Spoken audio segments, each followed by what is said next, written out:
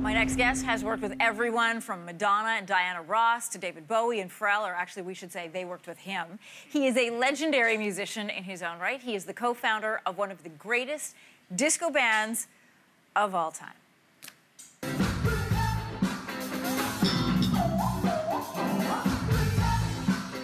I am about to freak out. Legendary musician and music producer Nile Rodgers and his band Chic have just released their first album in 25 years. It is called It's About Time. Nile, welcome to Your Morning. Thank you. It is about time. It is, What I took know. so long? It's a crazy story, and I'll try and shorten it. I was going to release an album about maybe 3-4 years ago, and it was dedicated to all the people who've helped me get to where I've gotten. And chiefly, I was focusing on David Bowie and Prince.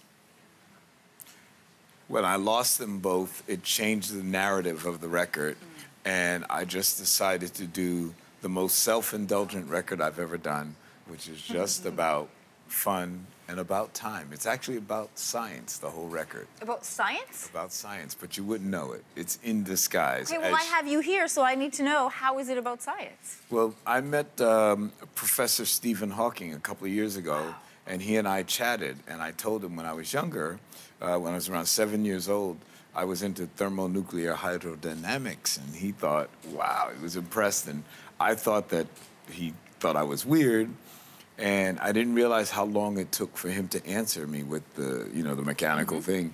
So I thought that, man, this guy must hate me. And then finally he hit me with the funniest answer I ever heard, and I was just like, I love this dude. His humor is legendary. You know, people say there's a really strong correlation between sort of math, science brains and music brains. They do. Clearly, you and the science genius, because you're a music genius, obviously had a good connection. I feel strange asking you, how can you tell a song is going to be a hit? Because the music you create in something is the part I remember. It's the earworm. It's the bump, bump, bump, bump, bump, right? And you do the bump, bump, bump, bump, bump, but you made that. It's like a language. How do you know when it's the right sound? You don't know. What you do is you feel. You feel that it's the right thing, but musicians don't control hit records. We just make them, and we don't know that they're hit records at the time. A great example is Daft Punk, Get Lucky. When we finished that record, honestly, I know the vibe around the Daft Punk campfire was that it was all going to be about Lose Yourself to Dance. And then Get Lucky came out, and bang, it was massive, and we were sitting around going, whoops. You know, in an era now where, my son can make music on his iPad, using apps and things like that, there was none of that when you were creating signature sounds for disco. And even now, I mean, do you use technology at all, or is it still the same? I use technology a great deal. However, because I learned in the old school linear way, that's the thing that floats my boat. So I always want to go back to that. But I have a rule in the studio that I always buy a new piece of gear to try and figure out what to do with that and put it on a new album. I love that you're always putting yourself in an uncomfortable situation, always learning. Is that your secret? It's not a secret, I tell everybody.